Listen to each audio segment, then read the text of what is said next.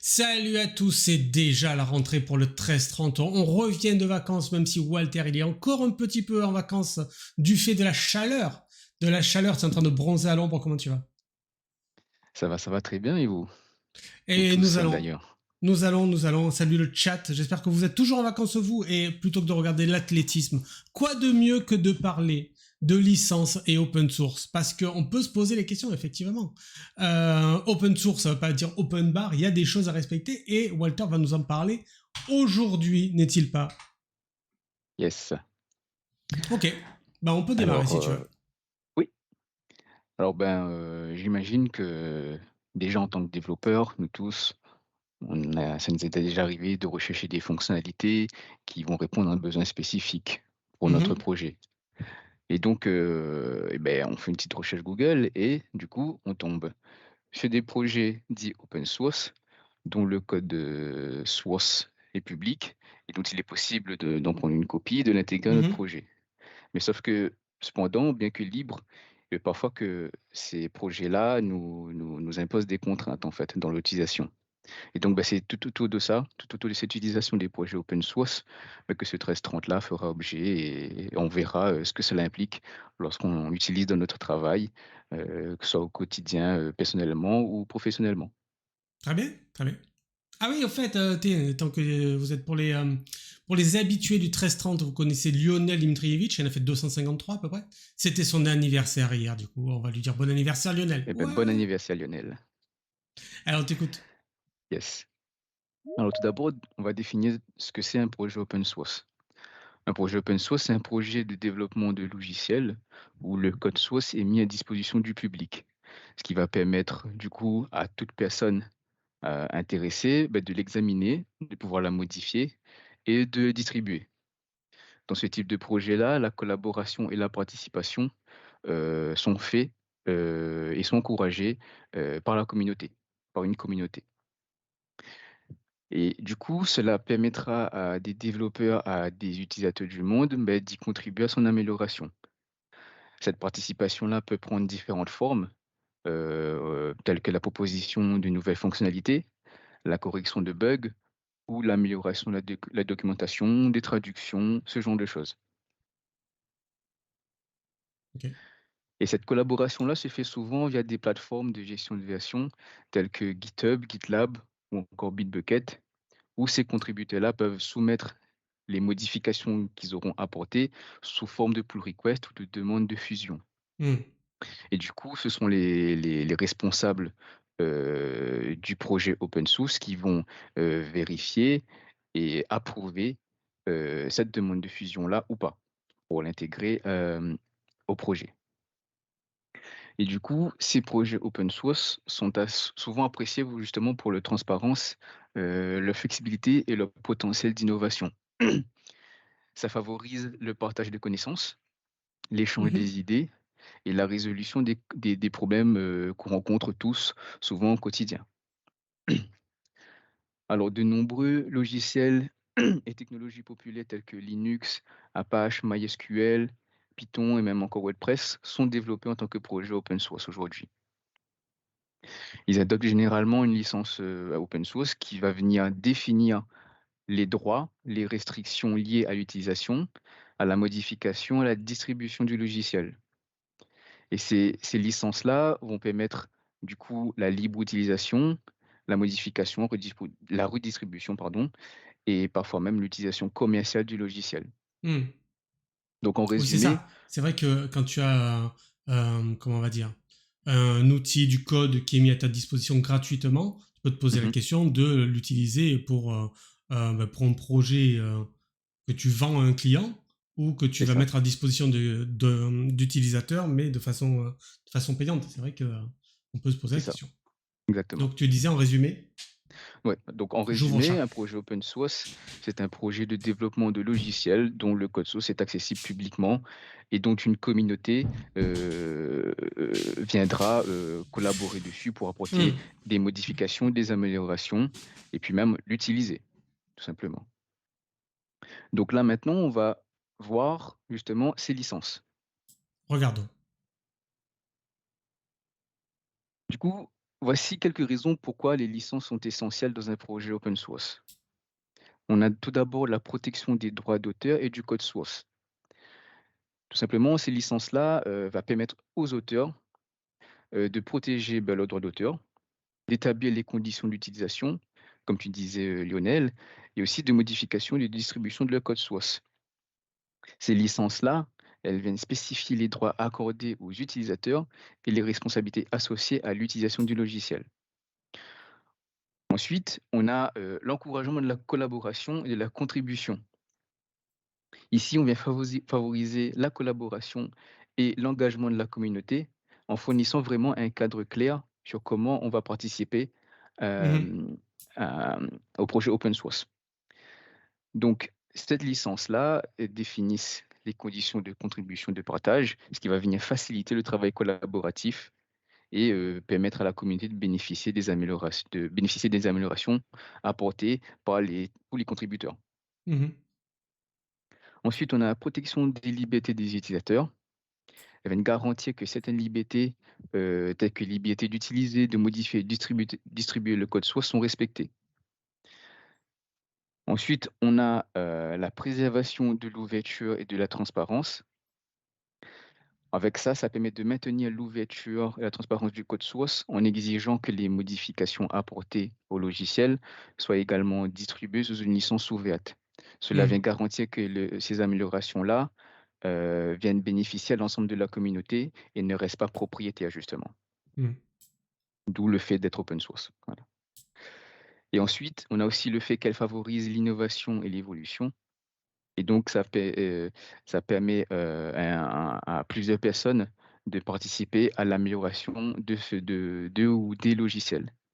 Ça vient stimuler également la collaboration dans les projets en permettant la réutilisation du code source. Et du coup, ça vient favoriser l'évolution continue et l'amélioration des logiciels. Donc, en résumé, ces licences-là, dans les projets open source, elles viennent mettre et offrir un cadre légal bien défini Ouais. sur les droits et les obligations des contributeurs et des utilisateurs. Elles viennent garantir aussi la liberté d'utilisation, de modification et de distribution, tout en préservant l'ouverture et la collaboration dans ce projet open source. Ok. Donc, dans ces licences-là, on va retrouver deux types de licences pour un projet open source. On a le copyleft et le permissive. Qu'est-ce que c'est le copyleft? Ce sont des licences de logiciels libres qui vont viser à garantir que les logiciels dérivés ou modifiés restent également libres. Mhm. Donc, cela exige que les œuvres dérivées d'un logiciel sous une licence copyleft soient distribuées sous une licence similaire ou compatible, ce qui va permettre justement de préserver ainsi les libertés du logiciel original. Donc, lorsqu'un logiciel est distribué sous une licence copyleft, cela signifie que toute personne qui modifie ou étend ce logiciel est tenue de rendre les modifications également disponibles en tant que logiciel libre. Mhm. L'idée principale derrière ça, c'est que ça permet de créer tout un système où les logiciels libres elles vont rester libres, tout simplement. Oui. Ensuite, on a le type de licence permissive, qui sont aussi appelées licences libérales, tout simplement parce que ces licences-là accordent beaucoup plus de droits étendus dans l'utilisation, la modification et dans la distribution du code d'un logiciel open source, comparé à du copyleft. Cela va permettre aux développeurs de combiner du code source permissif avec du code source, par exemple, sous une autre licence Mhm. différente, y compris même des propriétaires. Donc ces licences-là vont nous permettre de pouvoir utiliser le code source permissif dans des projets propriétaires sans l'obligation de rendre notre travail public, en fait, Ouais. et de distribuer sous une licence similaire, comme c'est le cas pour une type de licence copyleft. Donc, ces types de licences-là, elles viennent favoriser le fait de son utilisation et la compatibilité avec d'autres projets, ce qui va venir encourager du coup une adoption plus large de code source permissif. Voilà. Ok. Donc là, ici, je vous ai mis, quelques exemples de licences, par type. Bon, je Ouais. vous ai mis les plus connus, donc je pense que vous les avez déjà vus. On a la licence publique générale GNU et licence publique générale restreinte, pardon, GNU pour, le copyleft. Alors ces licences-là, du moins la GPL, elle est l'une des licences copyleft les plus utilisées. Elle vient garantir que les logiciels dérivés ou modifiés des logiciels sous GPL, doivent être distribués sous la même licence, venant ainsi préserver les droits et les libertés du logiciel original, comme Mhm. je vais vous l'expliquer pour le type de copyleft. LGPL, lui, elle est assez similaire, mais ce qui va venir, changer, c'est qu'elle va donner plus de flexibilité par rapport à la GPL, en permettant la liaison de projets sous licence LGPL avec des logiciels non libres. C'est là Mhm. la subtilité. Dans les permissives, on a la fameuse MIT qui, elle, est très, très répandue et qui va, autoriser la libre utilisation, la modification et la distribution, et même sa réutilisation dans, du code source, dans quel que soit le projet, en fait. Mhm. Donc cette licence-là, elle est, souvent considérée comme, étant, très libérale et ça va convenir, généralement, à la plupart des collaborations et même très généralement dans l'utilisation commerciale. Ok. Ensuite, on a la licence Apache aussi et la licence BSD, qui revient très souvent. Alors ici, ce sont les quelques considérations à prendre en compte, dans 2 cas, au moment où on va utiliser des projets open source ou même si on veut créer, un projet open source. Ouais. Alors lors de son utilisation, on a la compatibilité de la licence. C'est-à-dire qu'on doit s'assurer de comprendre que la licence du projet open source, hem, et qu'on doit vérifier aussi si elle est compatible avec, nos besoins et nos objectifs. Parce que certaines licences, peuvent avoir des restrictions, comme on le disait, sur l'utilisation commerciale, sur sa redistribution et sur sa modification et cetera.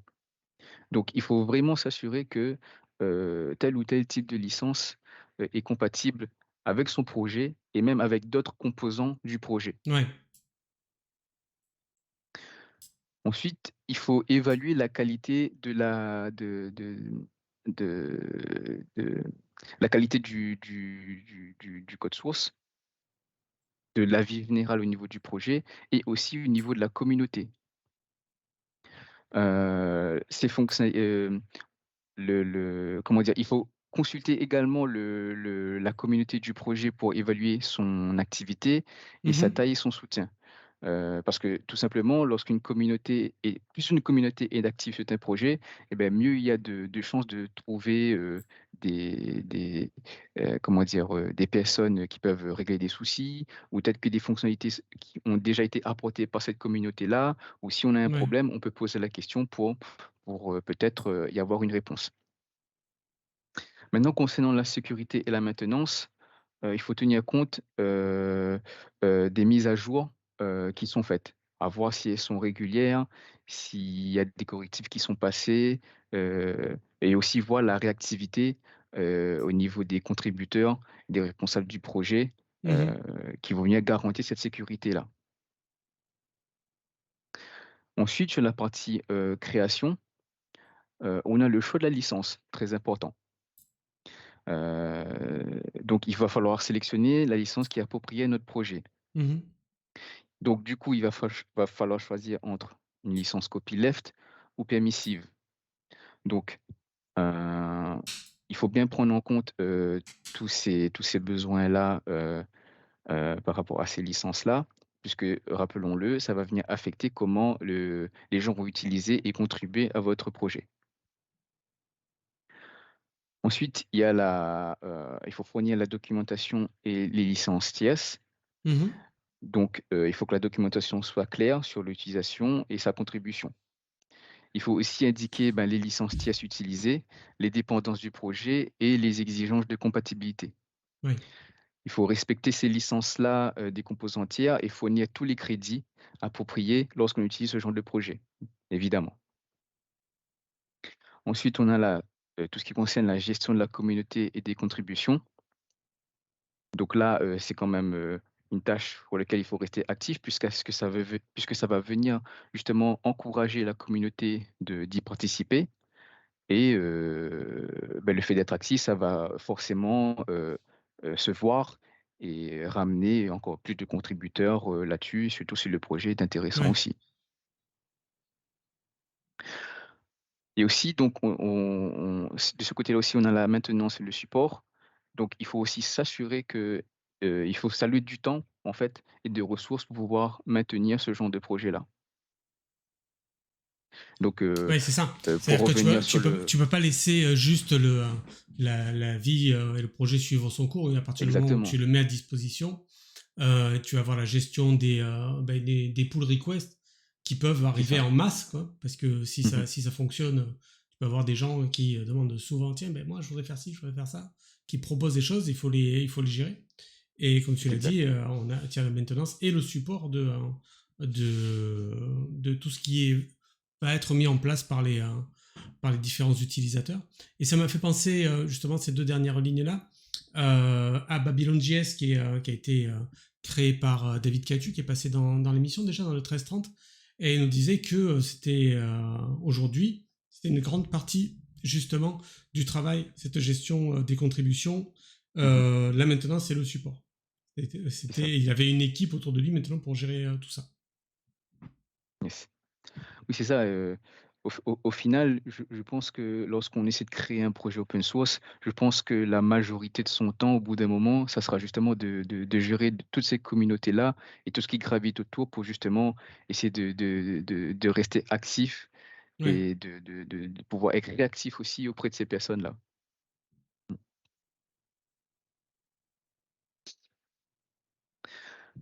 Alors du coup ici, je vais vous présenter, alors je vais vous montrer, 3 sites sur lesquels vous pouvez retrouver en fait, heu, toutes les licences, que ce soit libres et non libres Mhm. et ainsi voir, du coup, comment dire? Par licence, toutes les permissions, toutes les conditions, toutes les limitations que celle-ci vous impose. Et donc ce sont des sites, officiels, hein, Ouais. pour lesquels on a possibilité de retrouver, justement, toutes les ressources nécessaires et vraiment toutes les étapes, pour pouvoir créer un projet open source vous-même, en utiliser, mais de façon très détaillée et très simplement expliquée. Ok. Il y a chaque licence est accompagnée d'une marche à suivre, sur, comment, ben, on inclut par exemple, tel ou tel projet, open source à mon projet. Voilà. Mhm. Alors,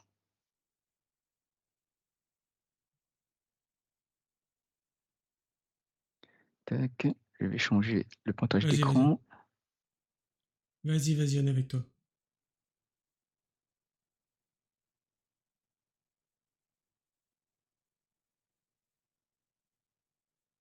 On y voit bien. OK, tac. Ah, là, c'est un peu Alors fait. du coup C'est trop petit, là, du coup, on n'y voit plus. ah pardon, Tout à ici l'heure, c'est c'était bon? bien. Ouais, ouais, beaucoup mieux. OK. Donc là, le premier site, c'est, le site GNU Mhm. dans lequel ici, en fait, ce site-là, elle est régie par, par, la fondation, Free Software Foundation Mhm. et du coup là-dedans, en fait, heu, alors on peut retrouver si on va vraiment plus loin, on pourra retrouver vraiment, des articles, dans lesquels, ils expliquent, leur, philosophie tout autour de l'open source Ouais. et pourquoi ils défendent cette idée-là. Mais aussi, ce qui va nous intéresser, c'est justement, la liste des logiciels qu'eux recensent, des Mhm. licences pardon, qu'eux recensent sur le site. Ok.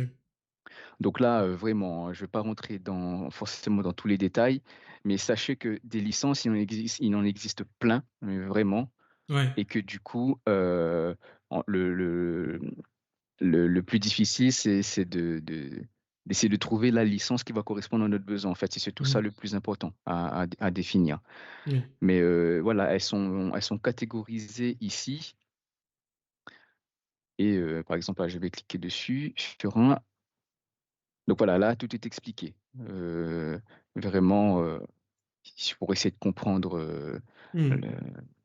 Oui, en parce que détail une tout à licence. l'heure, tu nous as présenté celles qui étaient les plus utilisées, les plus en vue, mais potentiellement, on peut avoir Oui, un besoin plus fin, notamment au niveau exactement, de quelque chose qui est redistribué partiellement c'est ça, ou à des c'est fins ça, commerciales. c'est ça. Sachant qu'il est aussi possible, par exemple, si on ne sait pas ou si on a vraiment un projet, qui sortirait un peu du lot, Mhm. on a la possibilité de contacter, ces fondations-là pour essayer de trouver justement la licence adéquate D'accord. ou peut-être même de créer une licence pour justement qui pourrait, coller aux besoins et à nos exigences en fonction de son projet. Mhm. Donc, là-dessus, il y a vraiment un accompagnement derrière qui est fait qui est plutôt louable. Ok. Donc ça, c'est la partie, GNU pour cette fondation-là. On a aussi, l'Open Source Initiative, qui est notre site où on peut aussi, rechercher les différentes licences, par rapport à certaines catégories, et pareil, là aussi, on a, par exemple, je prends celle-là tout simplement, on a aussi un détail, du contenu de chaque licence, Mhm. heu, pour pouvoir en savoir plus. Ce qui est aussi marrant, c'est que, alors en fonction du site, le en fait, ils ne mettent pas toutes les licences qui existent parce que en fait, ils vont mettre uniquement ceux qui sont assez connus et ceux pour lesquels, eux, ils pensent que c'est une licence qui vont venir correspondre à leur, philosophie, Mhm. là-dessus. Donc, ils disent eux-mêmes, il y en a tellement que ça sert à rien de tout mettre, surtout qu'il y en a qui respectent pas justement cette approche open source là. Donc, c'est normal que si vous avez vu des licences quelque part, c'est c'est possible de ne pas retrouver sur ces sites-là. D'accord, ouais. Voilà. Et sinon, on a ce site-là qui est très bien fait, qui s'appelle Choose the License, pour lequel ici, en fonction de ses besoins justement, et ben, il va nous indiquer telle ou telle licence serait la plus adaptée Ah, c'est pas mal à ça. à notre projet. Intéressant. Donc celui-là, il est vraiment pas mal, pour pouvoir, faire un choix, justement là-dessus. Mhm. Donc là, par exemple, heu, ici, on a plutôt les trois catégories, qui reviennent le plus. Ouais. On va prendre le plus simple, hein, c'est un peu permissive. Donc Vraiment le là, plus simple. ici, on a, le MIT qui est proposé. Néanmoins, si on veut, chercher, d'autres licences, on a la possibilité de voir ici la liste de toutes les licences qui sont Mhm. proposées et ici les permissions, les conditions et les limitations. Et dedans, on a aussi les étapes, ce qu'il faut faire, ce qu'il faut avoir dans le projet. Vous savez, le petit fichier que souvent on ignore et qu'on lit jamais, C'est ça, ouais. c'est, le contenu de cette licence-là, pour lesquelles il faut avoir, dans son projet code source, dans son projet open source, il faut avoir et il suffit juste de, copier-coller, le contenu dans notre fichier, de licence. Ok. Et du coup, c'est de cette façon-là que, généralement, on arrive à créer un projet open source, ouais. Ok. Voilà. Donc, ces 3 sites-là, vraiment, si vous voulez creuser un peu, sont très bien expliqués. Il y a beaucoup d'articles, heu, comme je disais, pour lesquels, ils viennent expliquer, et argumenter, sur, pourquoi travailler pourquoi collaborer sur des projets open source, pourquoi travailler open source. Donc, si jamais ça vous intéresse, je vous invite à y jeter un petit coup d'œil. Donc vous avez choosealicense.com pour faire son choix de licence. Mhm. On a opensource.org pour l'une des sites concernant l'open source. Et on a aussi le GNU.org de la fondation Free Software Foundation, pour lesquels vous pourrez aussi retrouver des informations sur les projets open source et sur leur philosophie. J'ai mis les liens sur Voilà, le chat. Paf. Trop bien. merci. Ok. Moi, c'était cool ça. Donc voilà. Est-ce qu'on a d'autres choses à voir? Non, non, c'est tout bon. Mais C'est tout bon. c'est superbe, pile à l'heure, dis donc. Alors, vous serez heureux d'apprendre que la semaine prochaine, hop là, nous allons parler de, je vous le dis, Data Loss Prevention avec Christophe Beauval.